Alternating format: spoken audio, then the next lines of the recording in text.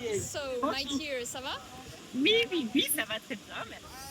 Oh, ça fait presque 10 mois après la retraite du coup Glow In Glow Out Face Rituals. Qu'est-ce que tu en retiens de cette retraite? Alors, j'en retiens quelque chose de bien précis. Et voilà, j'y repensais parce que je te parlais de l'audio que je t'avais laissé juste après la retraite. Et je me suis rendu compte à quel point ça avait été significatif pour moi, ce que j'avais ressenti après la retraite.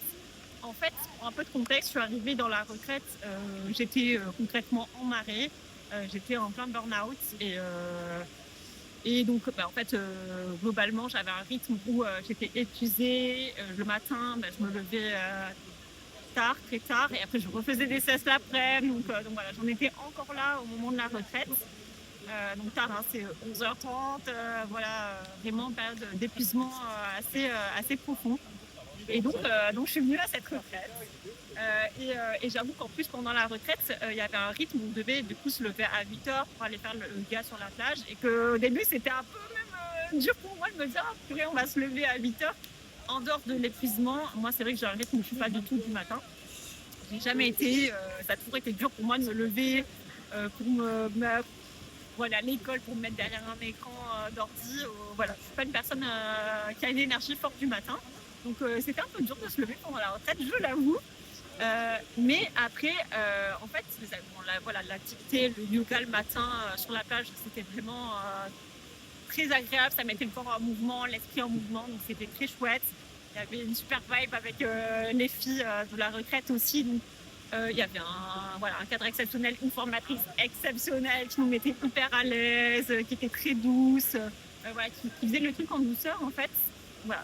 Et l'ensemble a fait que, étrangement, quand je suis rentrée à Paris, après la retraite, et cette petite parenthèse, et ben, je me levais en même temps que mon copain. Donc, j'étais debout, vraiment debout, à 8h30, en forme, ce qui n'est jamais arrivé de ma vie.